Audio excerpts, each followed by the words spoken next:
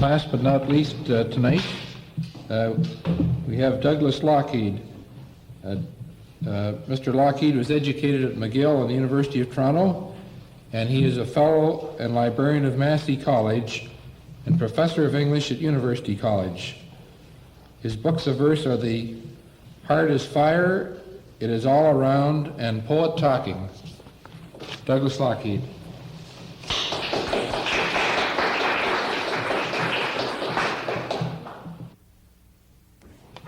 I have had the sodium, so may I use the podium? I would like to start with a poem about a gift of flowers.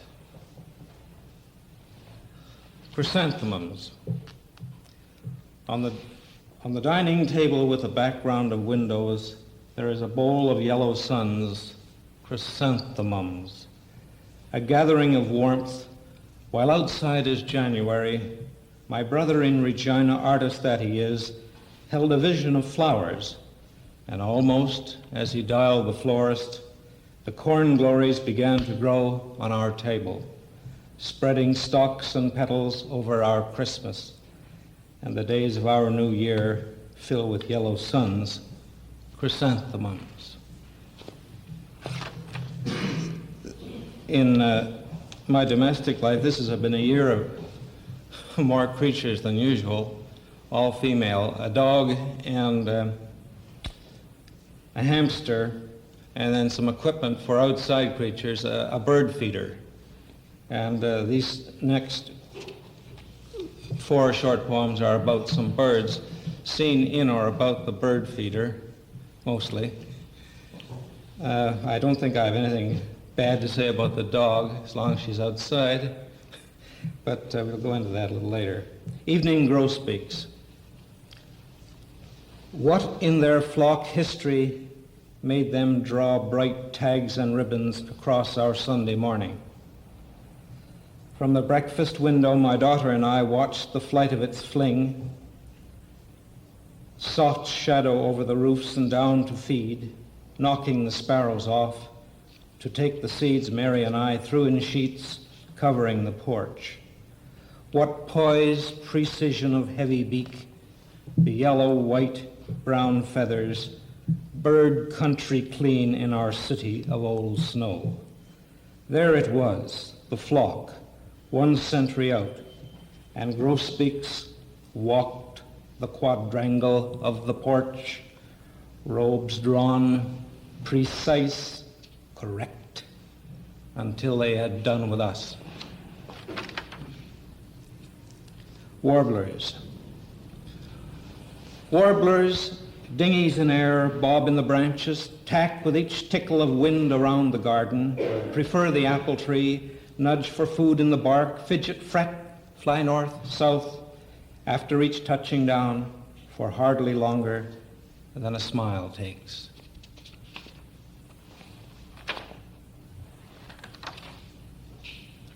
Swifts. The chitter of swifts in little strokes weave the sky in 4s and 5s, ideographs. The sky takes their marks, and I would remember them, and as from stone would take a rubbing to have as part of this June's past.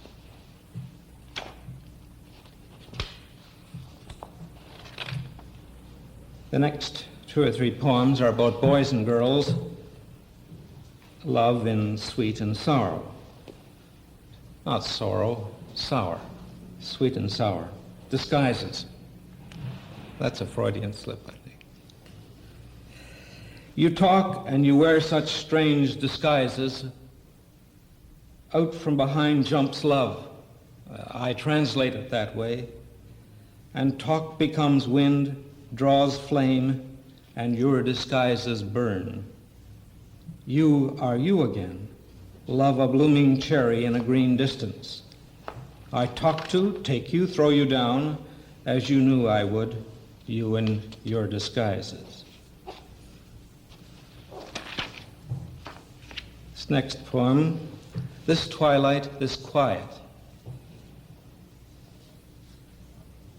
This twilight, this quiet from the city noise, This night of warm spring moon, the hollow shaping promise in the air, the trees show signs we have seen the same before, and it all adds to new perfumes, new shimmers of recall.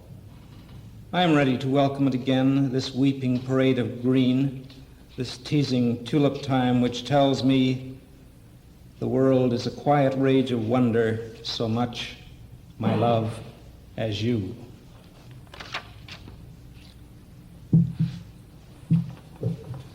This is a Toronto poem. It might be anywhere.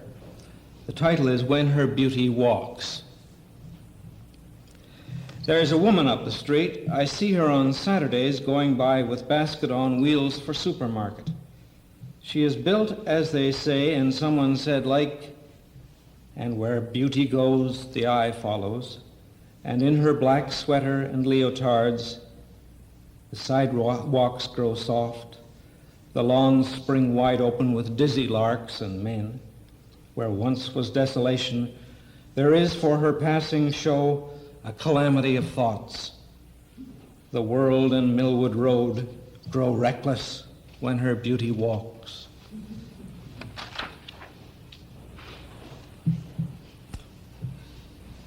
Flaming flowers. Two secretaries in bathing suits lie down to sun on stretched out towels. They see everything about them like owls. Their heads never seem to move. They control the scene. Their special qualities are appreciated. I move no official vote of thanks, but they are appreciated. Like two flaming flowers, they grow stems and petals, rising suddenly away, still untouchable. When I first came to Toronto the second time, I lived near a park, and I don't think I've ever recovered. There was space, there was green, there was sky, and unfortunately, the city, well, fortunately, I suppose, for the city, the houses had to be torn down to simply enlarge the park. Well, I would accept that, so we moved. There was more room for play. But in this park, there were benches and picnic tables. And this is a short poem about some of the people who use these benches, picnic tables. Old harbors. In the evenings at the picnic tables, the new Canadians sit studying their grammars, the way into the new world. Some spelling out the words, reciting phrases. This is the harbor. Please carry your suitcase. Yes, this is their harbor, and probably they will go home for a glass of wine from Palermo after an evening of new dry words, thinking of old harbors. This is a domestic poem, simple and straight. This pain, this fever. The child cries in the night, it is with fever. I look into my wife's eyes and ask her, how do we assume this pain, this fever?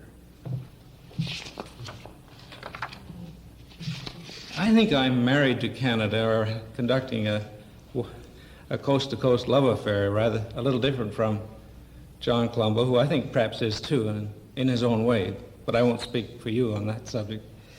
But I'm married to the Rockies, and this is simply inspired by what you had to say, John. I also have a wife in the Maritimes. I'm flirting with the prairies at the moment, and Ontario is where I makes my money. At any rate, so if you hear a few odd place names in the next couple of poems, you'll see that, well, first of all, there's Cape Breton, and then the prairie. The cemetery at Lochhead, Catalone, Cape Breton.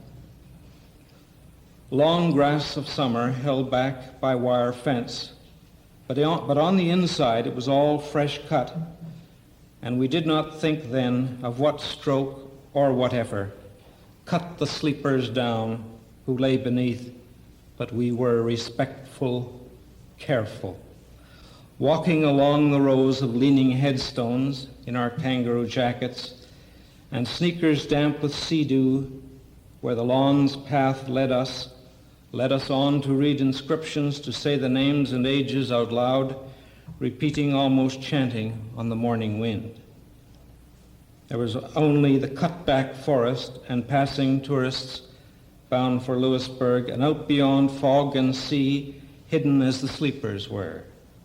It was that way as we knelt and touched with fingers the lichen-bitten lines of those graven images. And for Sarah Jane, what I say unto you, I say unto all, watch. We as watchers made note of the marble and the message, and one John Nicholson said, take ye heed, watch and pray, for ye know not when the time is. When we prepared to leave, we were quiet there at Lochhead. We had been told to wait, to watch, to pray, but not to weep for them, for those Presbyterians in Catalone, Sarah Jane and Katie, Alec, Neil, and John. The next poem has to do with the prairies. At the fairgrounds. At the fairgrounds at Indian Head, Saskatchewan, now in progress until June 16th, there are refreshing biblical realities. An old-fashioned tent revival, a special kind of oxygen, meetings with a heavenly touch, tent comfortably heated. Yes, at Indian Head, the planting done, the spring wind still on the prairie, Billy Evangelist, Esther accordion, special music and dancing, Norman song leader, will be there to help you heat the tent with propane and a heavenly touch. The announcements shout from gray poles where the roads intersect, and the prairie pattern, the wheat green and 6 inches, takes new sounds nightly at 7:30, Sundays 2:30, 7:45. And while hawks hover and mice undo the new wheat with their track world, the tent fills with friends who've come to see, to hear Billy Evangelist, Esther accordion, Norman song leader, at the fairgrounds, Indian Head.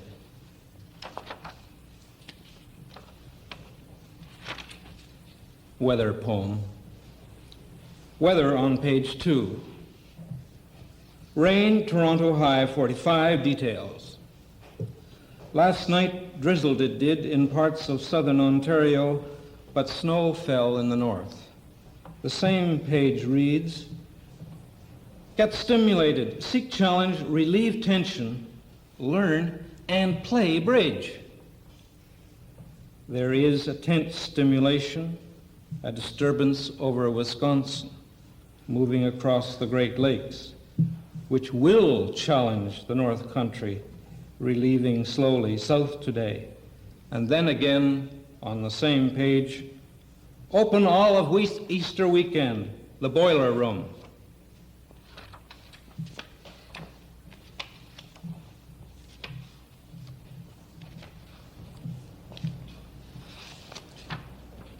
Sometimes I keep a diary, usually on January the 1st and 2nd, then it seems to taper off.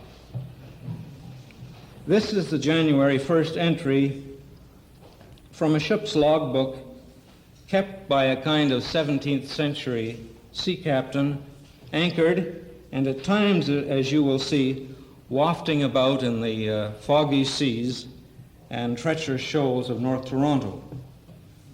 The entry tells something of the eve of a new year and of New Year's Day itself. About 12 of the clock, we set sail, and here bore down on this year, having just lately shot off our ordnance, making our best show. And hands shook from windows.